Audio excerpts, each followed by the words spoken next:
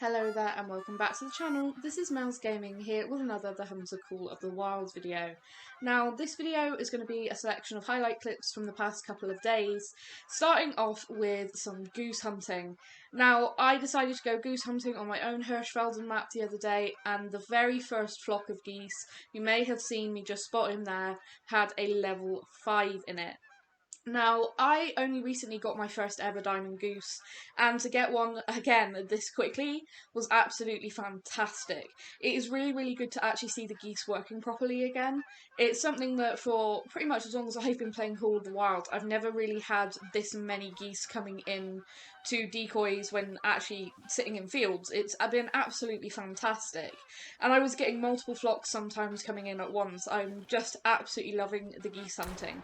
Going to try and get a couple more diamonds and maybe a couple of rares for the lodge, but I'm really, really pleased that I now have not just one, but 2 diamond geese.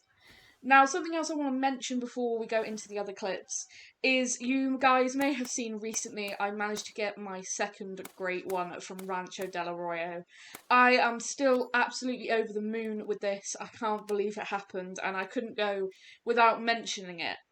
However, something that came along with it was some issues at the very start with whitetail. I was basically not getting any whitetail to respawn. All of my herds became does and nothing was getting those bucks to come back. So what I was advised to do by someone that had had similar issues and had spoken to EW about it was to do a population reset. Now, I have never done a population reset before. Of course, I've only recently just moved to PC, and it wasn't something I really wanted to do, but when it's been advised that that is the way to actually fix it, of course, that was what I had to do. So that meant that my maps got reset and basically I had all new animals. Now, like I said, I don't like population resets really. I like to grind for things, as you can probably tell from the whitetail grind that I have been on so far, and I'm looking to probably continue. But this meant that I had new animals to actually go and start working on. And just after that goose hunt, I decided to go and look for some European rabbit burrows, as I really wanted a diamond or a couple of other rare European rabbits. The only rares I had were melanistics, and melanistic European rabbits, you may or may not know, are not incredibly rare. They're still technically a rare, but they're not the rarest of the rare varieties for the European rabbits. And the second set of burrows I came to, I noticed a little white thing hopping around, and I sort of paused and thought, is that what I think it is? And it was a little albino European rabbit. Now, there is leucistics for these guys as well, but that is a very definite albino. And you may have seen me there just watching it for a minute, because it's not often you get to just sit and watch a rare hopping around. But unfortunately, it didn't want to come out of the long grass, unlike this male that hopped out onto the road. So I didn't get the best look at it, but it was just so cool to actually see one. I have wanted one ever since they released. I've shot a lot of European rabbits trying to get a little albino or a leucistic, and I am so pleased to finally have one. They are just gorgeous looking, and I'm just so happy to actually finally have one for the lodge. So definitely something positive that came out of having to do the resets was this little guy, or girl I should say, actually spawning. I am going to grind them and try and get a diamond one. But yeah, I was really kind of gutted when I had to do that population reset, because it meant that any work that I had done, I'd been on and off grinding lions and stuff, and of course whitetail. It kind of felt that all of that progress that I had been making had kind of been reset, and I wasn't a fan of it, and it was kind of sad. But I also found something interesting on my Leighton map when I actually went to look for whitetail. Now, you may or may not know, again, that with the PC update that brought Rancho del Arroyo, the whole of Leighton seemingly got reset. All the whitetail zones have moved, all of the elk zones have moved, zone times have changed. Like, I went to blacktail drink time, and I found them feeding, and whitetail now drink at a different time. Just the whole map has changed. And while I was actually there checking to see if I could see, possibly a great one or something, because you never know if a great one's going to spawn on an initial spawn. A lot of people had that with this update from what was being said. So I went to look, And I actually came across this group of Roosevelt elk cows, and I noticed one amongst them was a lot darker. And I spotted it and I thought it was melanistic. And when I actually saw the group running away, I could tell it was, but I never got a shot at her. They disappeared off into the brush, and I was so close to actually towards the end of my grind for that second great one that I decided that I'd come back and get her and actually make sure to record it and everything properly. And as you can see, I managed to find them in their zone, and I actually managed to harvest this beautiful melanistic Roosevelt elk cow. Now, normally I probably don't include all the rare females that I get for things. However, melanistic Roosevelt elk are extremely rare for both male and female. So even getting a female one is really, really, really cool, and something that I'm definitely really happy that actually came out of not such a great thing. It was a real positive, so I was very happy about that. But back over on Ranch Del Arroyo, I was in multiplayer again looking for a level 3 pheasant when I came across quite a big group of turkeys with a couple of max weight level 2s in there. So I decided that I'd hit record and start shooting them, and you can see just the sheer amount of turkeys that were in that group as they all fly past me there. And it's really cool with the Rio Grande turkeys that the females have that really brightly coloured head, and actually when they're flying, it can be quite hard to tell the difference between a male and a female at just a quick glance. So that's why I was just double checking that I hadn't missed anything there. But as I was coming down the road a little bit further, I spotted another group of turkeys, and this group had a level 3 in it, as well as a max weight level 2. So this person had a really incredibly good turkey spawn, and I've heard of a lot of people having really good spawns for particular animals. I've heard a lot of people having multiple legendary bobcats, all kinds of really, really awesome stuff. Lots of people getting lots of diamond and rare pheasants, which was something I was looking for. And yeah, I was really pleased to actually try and get this level 3.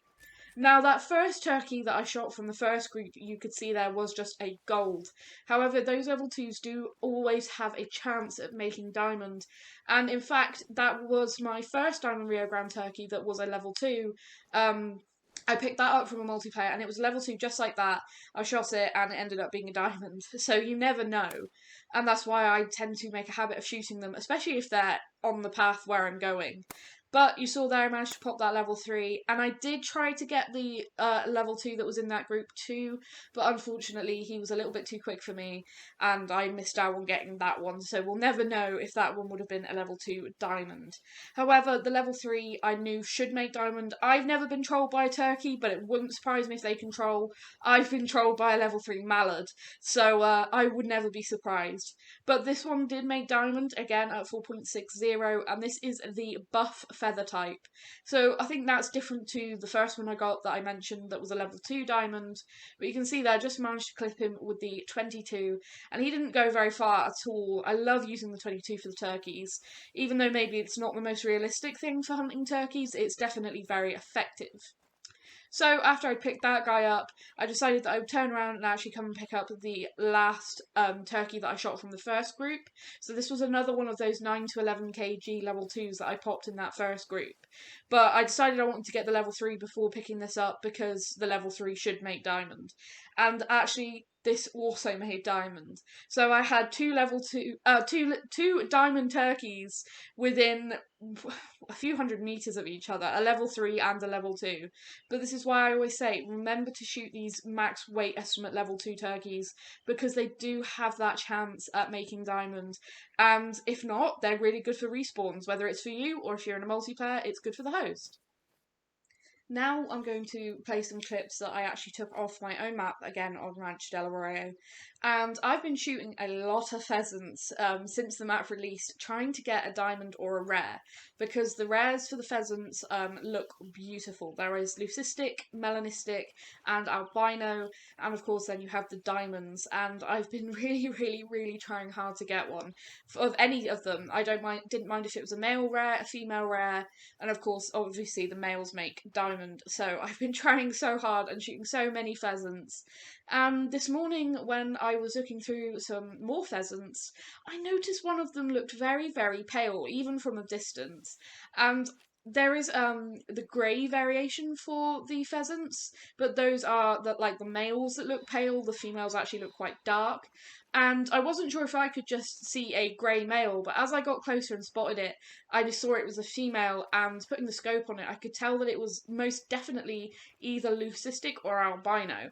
Now, I wasn't sure exactly which it was because these are very, very small birds to actually spot from any kind of distance, and I've never seen a leucistic in the flesh. I'm much better at identifying differences between things like leucistics and albinos for species like this where they look quite similar when I've actually seen them for myself and I can see sort of the colour differences. So I wasn't sure exactly what this was. I was hoping it would be an albino, but you can see there as she's running through the actual grass, you can see that she's very, very pale and she does have pink looking eyes. So I was pretty confident that she was an albino, and I decided rather than shooting her on the ground with the 22 that I would actually get her in the air and take her with the shotgun as you are supposed to with pheasants. Now, obviously, with females and small males, it doesn't matter if you shoot them on the ground because they're not going to make diamond. And of course, then the score doesn't matter too much. But if you want to get any kind of score out of them, you have to shoot them in the air.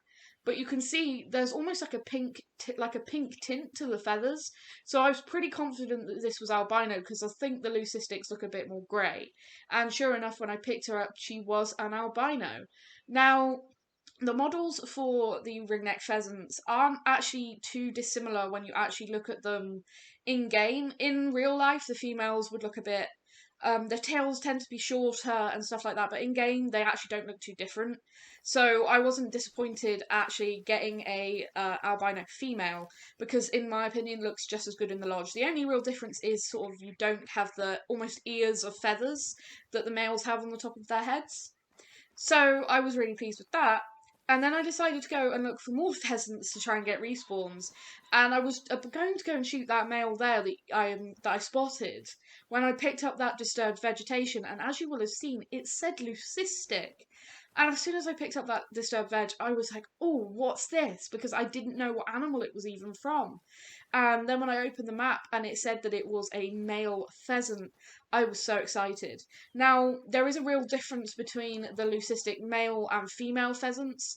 The females are, like I said, sort of an off-whitish colour, whereas the males have an off-whitish grey colour body, and then they have the blue head still. So I really wanted to get a leucistic male specifically for this, and I was so excited when I picked it up and it said it was a male. I actually got his zone, so I changed the time to his zone time and then came back because I'd spooked him and I had no idea where he'd gone.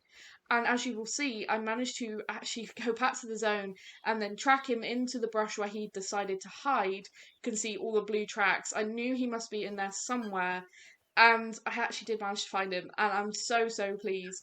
Now here, his tracks sort of went backwards and forwards a little bit, and I was a bit confused because I was thinking, did he turn around and come back? Because I've had pheasants run straight towards me before. They don't always run away. Sometimes they'll run straight for you if they think that there's cover sort of closer to you. But you can see his zone there from 4 to 8:30 a.m. So it was really early morning, and I was just so excited and just so desperate to get this guy down. I'd also picked up a max weight track not very far from him from a grey.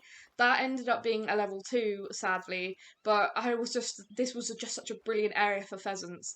But I got that call, and that basically told me where he was, and then I spotted him, and he came out of that brush.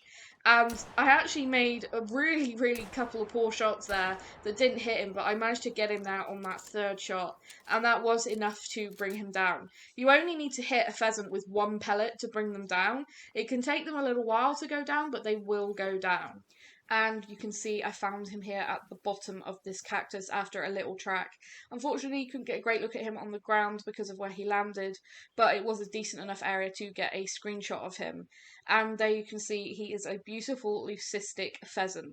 So you can see what I mean about the greyish coloured body feathers and then the blue head feathers. They are absolutely gorgeous looking. So unique. I wasn't really expecting the leucistic males to have the blue head, so I'm really pleased that they actually do. It gives them a very sort of definite difference between them and the albinos. And the feather detail on these leucistics is just absolutely gorgeous. But you can see I clipped him with one pellet. That is not a good shot. not a good shot at all. Unfortunately, he wasn't quite big enough to make gold, but I don't really care. With my rares, a rare's a rare to me, and especially with male rares, if they're not particularly great scoring, it doesn't matter. It's just about how the animal looks, and that is a gorgeous looking pheasant. At one of my other zones that I checked just after, I found something that I have been looking for. And my excitement level when I spotted that level 3 pheasant was almost through the roof. Because this is, again, like, I wanted to get a great one from this map, and I wanted a diamond pheasant. The diamond pheasant was at my top of the list of diamonds that I wanted from the new map. And I've worked really hard to get a level 3 to spawn, and I've gone through so many multiplayers actually trying to find one. And seeing this little guy here on my own map after all of the ones I shot to get him to spawn was incredible. And with a 21 to 24 score, I was pretty confident that he was, a guaranteed diamond, and that all I had to do was make a good shot while he was in the air. Now, you have to be careful with pheasants, because you have to shoot them while they're in the air, and if they are going into their landing animation at all, if they start to drop at all, it will count as grounded. They don't have to even be touching the ground to be counted as grounded. So you have to make sure you get them. I try to get them when they're actually just after they've taken off, and then they hit that. Basically, they do the thing where they go up and then they sort of hit a level where they're going to fly, and then they sort of flatten out, and I try to take them just as they reach that, so that there's no confusion for the game as to whether that was in the air or not. And I wanted to be really careful and actually make sure I got him in that animation, but you can see they sort of rise up and then flatten off, and I actually managed to get him right on that animation as I was talking about, and I dropped him, which is one of my best shots on a pheasant, and he was a max weight 21.90 scoring pheasant. So not a small one. That is a really, really good size pheasant for my first ever diamond one. And they are just gorgeous. For any of the animals, the common variation, I think for the common variation, the pheasants take it in terms of beauty. Just look at all of those gorgeous feathers, the blue and the white ring around the neck, and then you've got those beautiful orange coloured feathers all over the body. Just an absolutely stunning bird. And EW have done a fantastic job in capturing what makes the pheasant such an incredibly special game bird. I love hunting them. They're perhaps my favourite species to actively hunt.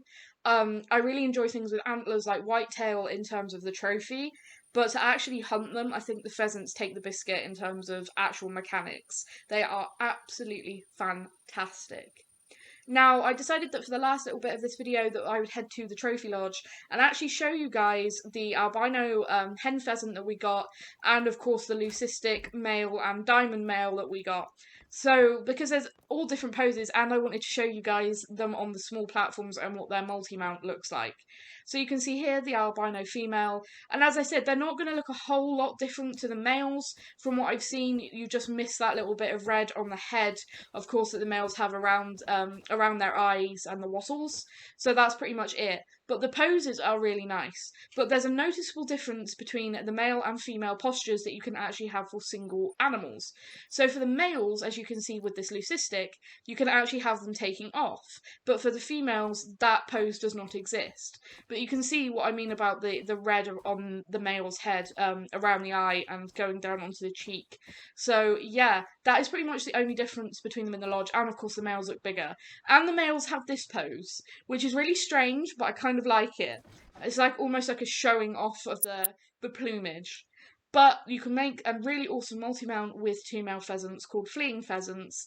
And of course, like I said, it's two males and they can fit on these platforms. Now that is absolutely fantastic. And just look at some of these postures. They are absolutely beautiful. They really capture just everything about pheasants. I love the fighting poses. I think they look great. Not a fan of that posture. It just looks weird to me. But I really, really do like some of these flying postures. They remind me of sort of old taxidermy. However, I really love this one. This is the mount posture that I've chosen to keep my two male pheasants in for now. And I just think they look gorgeous, so I'm going to leave you guys with that. Thank you so much for watching, and I'll see you guys again soon.